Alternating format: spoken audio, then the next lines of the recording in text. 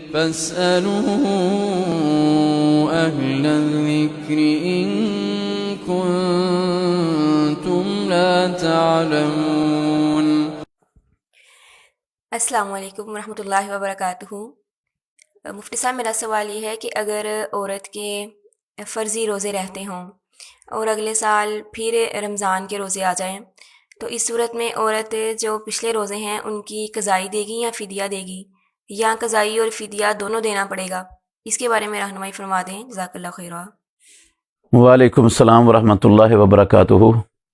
جس خاتون کے شرعی عذر کی بنا پر فرضی روزے رہے ہوئے ہوں اور وہ سال کے دوران رکھ نہ پائے اور اگلا رمضان آ جائے تو پھر وہ عورت فرضی روزے کی قضائی دے گی اس کے اگلے رمضان کے بعد، یا فدیہ دے گی، یا دونوں چیزیں دے گی؟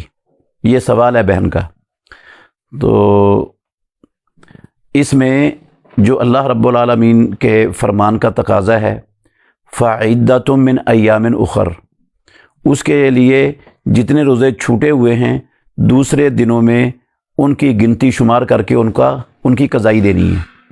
ان کے لیے فدیہ نہیں ہے چھوٹے ہوئے روزوں کا۔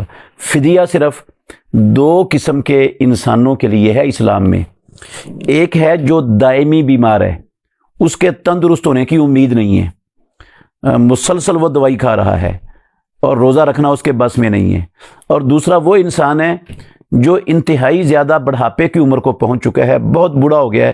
اب جب انسان زیادہ بوڑھا ہو جائے تو وہ دوبارہ بچپنے کی عمر میں چلا جاتا ہے، تو ایسے شخص پر بھی روزہ فرض نہیں ہے، پھر وہ فدیہ دے دے گا۔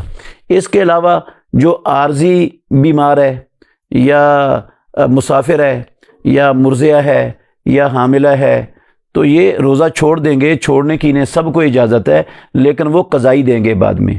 بعض اہل علم کا خیال ہے کہ اگر اگلے رمضان آنے تک قضائی نہیں دے سکے تو پھر اس رمضان کے بعد قضائی بھی دیں گے اور ساتھ کفارہ بھی دیں گے۔ لیکن مجھے اس کفارے کی دلیل قضائی کے ساتھ نہ کتاب اللہ سے ملی ہے، نہ محمد الرسول اللہ صلی اللہ علیہ وسلم کی کسی سنت اور حدیث سے ملی ہے، اس لیے اس پر صرف قضائی ہے، وہ اگلے رمضان کے بعد اتنے روزوں کی قضائی دے دے۔